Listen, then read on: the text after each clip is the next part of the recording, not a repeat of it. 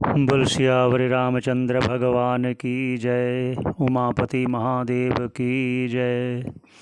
मेरे प्यारे मित्रों, हमने पहले चर्चा जो जहाँ विश्राम दिया था कि जब जीव के पूर्व जन्म के पुण्य उदय होते हैं तो सद्गुरु मिलता है, तो वो सद्गुरु फिर उनको उपदेश देता है तत्वमसी आदि का। यहाँ पर हमने विश्राम दिया था। अब यहाँ कोई शंका कर सकता है ये महावाक्य तत्वमसी क्या है, कैसे समझे, उस आत्म तत्व को कैसे जाने। अब उस पर चर्चा करेंगे, पर आपको ध्यान देना पड़ेगा, ध्यान से सुनना पड़ेगा। आज का विषय जो है वो थोड़ा सा सोच कर बोलने वाला, सोच कर समझने वाला है। तो आइए शुरू करते हैं। जो कहा था अनादि अविद्या सुप्तो यदा जीव, अनादि माया सुप्तो यदा जीव प्रबुध्यते। जब ये अनादि माया कि ये मैं हूँ, ये मेरे बच्चे हैं, ये मेरा परिवार है, ऐसे ही संस्कारों से युक्त हुआ जीव बार बार जन्म लेता है। तब जो गुरु उपदेश देता है कि तू ये देह नहीं है, तू आत्म तत्व है। अब उसको समझाने के लिए कि वो तत्वमसी क्या है, कैसे समझें, ये विषय है आज का। आप समझिए, देखिए, कुछ चीज़ें ऐसी हैं जो हम सीधा सीधा नहीं कह सकते और सीधा सीधा समझा नहीं सकते। जैसे हमें कुछ अंदाज़ा लेना पड़ेगा, कुछ समझना पड़ेगा। क्यों समझना पड़ेगा? जो आत्मा सदा सदा नित्य अपरोक्ष है उसको प्रोक्ष कैसे कह सकते हैं? अर्थात जैसे कनाडा है तो सामने तो दिखाई नहीं देता, लेकिन आत्मा सर्वत्र होने से हमें फिर भी भान नहीं होता। इसको समझने के लिए शास्त्रों में कहा गया है लक्षणावृत्ति द्वारा समझना। अब तत्वमसी आदि इसका संक्षेप में कह देते हैं। तत्वमसी अर्थात तत्व और त्वम और असी, ये तीन पद हैं। तत्पद, त्वम पद और असी, तत्वमसी। जैसे वो कहा था 10वां तू है, 10वां तू है, तीन शब्द आगे तो यहाँ है तत्व त्वम असी, तीन पद हैं। वो तत्पद को इशारा कर रहे हैं कि परमात्मा, त्वम का इशारा करते तू, परमात्मा तू, अस्ति मतलब है, तत्वमसी, तू ही परमात्मा है। इस ऐसा अनुभव करने पे जन्म मरण रहित होता है और जीवन मुक्ति का आनंद लेता है। अब कहते हैं तत्वमसी कैसे समझे। अब यहाँ कुछ ना शास्त्रों में कहा गया है लक्षणावृत्ति द्वारा समझे। वो लक्षणा क्या है वो कहते हैं, वो समझना ज़रा। लक्षणा तीन प्रकार की है कि जहती लक्षणा, एक अजहती लक्षणा, एक भाग त्याग लक्षणा। अब आप सोच रहे होंगे ये क्या है, जहती क्या है, अजहती क्या है, भाग त्याग क्या है, ये समझना आप। देखिए, जहती लक्षणा कहती है कि जो कुछ कहा है वो सारे को छोड़ दो, लेकिन वो समझो उसका मतलब क्या है कहने का। जैसे उदाहरण देते हैं, गंगा में घर है, ऐसे किसी ने बोल दिया। अब आप सोचेंगे गंगा तो कहते हैं गंगा का प्रवाह, जो जल निरंतर बह रहा है वो गंगा जी है, और जो निरंतर जल बह रहा है उसमें घर किसका कैसे हो सकता है?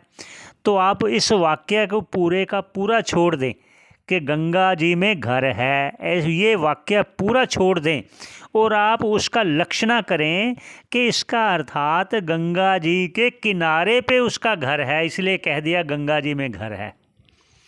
किनारे पे घर होगा, क्योंकि गंगा जी प्रवाह में तो किसी का घर हो ही नहीं सकता, बह जाएगा, तुरंत बह जाएगा। ये लक्षणा है जहती लक्षणा। अब आ गया अजहती लक्षणा।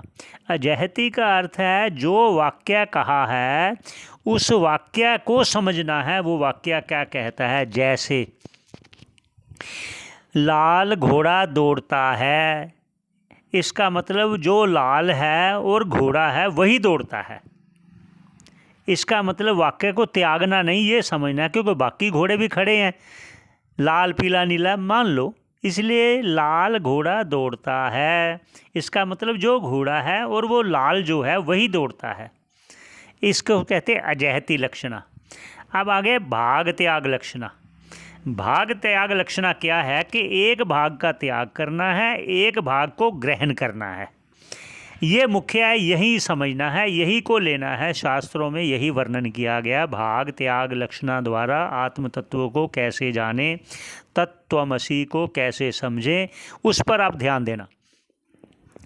अब ये समझिए, मैं उदाहरण एक और दे रहा हूँ। मान लो देवदत्त किसी का नाम है, मैं काशी में पहले 20 साल पहले उसको मिला था, 20 साल पहले मिला था काशी में।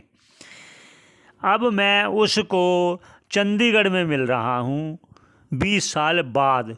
उसकी दाढ़ी है, मूंछ आ गई, बड़े बड़े हो गए बाल उसके, लेकिन उस समय उसने बाल भी नहीं थे, दाढ़ी मूंछ भी नहीं थी जब मैंने देखा था। अब उसके दाढ़ी मूंछ भी हो गए। तो अब मेरे साथ जो व्यक्ति था उस समय काशी में मिला था, वो अब भी मेरे साथ है। तो वो पूछ रहा है ये कौन है, तो मैं उसको बोल रहा हूँ सो अयम देवदत्ता, देवदत्त नाम का व्यक्ति, वो जो काशी में मिला था ये वही है। सो अयम देवदत्ता, सो मतलब वो जो काशी में मिला था, अयम जो अब चंडीगढ़ में मिल रहा है, देवदत्त वो वही है। सो अयम देवदत्ता, इसका अर्थ क्या है? काशी देश को भी छोड़ देना है, उस समय को भी छोड़ देना है, उस व्यक्ति को उस व्यक्ति को पकड़ना बस। और इस देश को भी छोड़ दो, इस समय को भी छोड़ दो, जो व्यक्ति सामने खड़ा है उसी को समझो। इसलिए कहा सो अयम देवदत्ता। अब यहाँ तत्त्वमसि का कहा है, तत्व वो जो ईश्वर है, तत्त्वम वो तू है। इसलिए अब यहाँ क्या छोड़ना है, क्या पकड़ना है? देखिए, ईश्वर सर्वज्ञ है, सर्वशक्तिमान है, सर्वत्र है और सब कुछ करने वाला है, सक्षम है, वह परमात्मा तत्व। और ये जो है तत्त्वम, त्वम जो है जीव, जीव तो अल्पज्ञ है और शक्ति सीमित है। और अल्पज्ञ अर्थात उसकी बुद्धि भी ज़्यादा काम नहीं करती, कुछ ज़्यादा कर भी नहीं सकता, सीमित शक्ति है उसकी। तो इन दोनों को छोड़ देना है। क्यों छोड़ देना है? क्योंकि जो ईश्वर में सर्वज्ञता है, सर्वशक्ति मानता है, वो माया के कारण है। चेतन में अपना कोई गुण नहीं है, माया के कारण उसमें वो गुण माया अध्यारोप करती है। ऐसे ही माया जीव में, जीव रूप चेतन में अल्पज्ञत्व उसके कर्म के अनुसार उसमें अध्यारोप करके उसको भोग भुगवाती है। वास्तव में चेतन ही है, जीव चेतन। कहते हैं ना भगवान, ईश्वर अंश जीव अविनाशी चेतन अमल। चेतन अमल, अमल मतलब कोई उसमें दोष नहीं है, कोई और उसमें राग द्वेष पाप पुण्य आदि नहीं है, पाप भी नहीं तो पुण्य भी नहीं है, शुद्ध चेतन है। चेतन अमल सहज सुख, वो सहज सुख की राशि है, पर कर्मों के अनुसार माया ने उसमें अध्यारोप करके उसके फल को भुगवाने के लिए ये कार्य किया है। जब हम इस दोनों कौन, ईश्वर में अध्यारोप जो माया ने किया है, जो जीव में अध्यारोप किया, वो त्याग देना है, तो चेतन अंश को लेना है। उस चेतन अंश को समझाने के लिए कह रहे हैं तत्त्वमसि। ये गुरु मुख से श्रवण किया हुआ हमारे अंतःकरण में अंकुरित होकर चेतनत्व का अनुभव कराता है। ऐसा गुरु मुख से श्रवण किया गया है। इसलिए आज का विषय थोड़ा विशेष है, आप चाहे पुनः पुनः इसे सुने, क्योंकि ये सबसे महत्वपूर्ण है। अब उनका उच्चारण भी कर लेते हैं। क्या कहते हैं कि आप ऐसे न लगे कि वैसे ही मैंने बोल दिया। भाष्यकार कह रहे हैं और ग्रंथकार कह रहे हैं, तत्त्वमस्यादि वाक्येषु लक्षणा भाग लक्षणा सो अयम इत्यादि वाक्यस्यस्थ पदयोरिव न अपरः। ये कह रहे हैं लक्षणा भाग लक्षणा अपरा न, मतलब अपरा ना मतलब जहती और अजहती लक्षणा नहीं है, भाग त्याग लक्षणा द्वारा इसको समझना है। ये उनका है। अब इसके आगे और बहुत सी चीज़ें हैं जो समझने वाली हैं, क्योंकि आत्म तत्व बहुत ही, देखिए अर्जुन को भगवान ने कितने घंटे, 2.5-3 घंटे लगाकर समझाया, भगवान होकर भी उनको 3-4-5 घंटे बोलना पड़ा।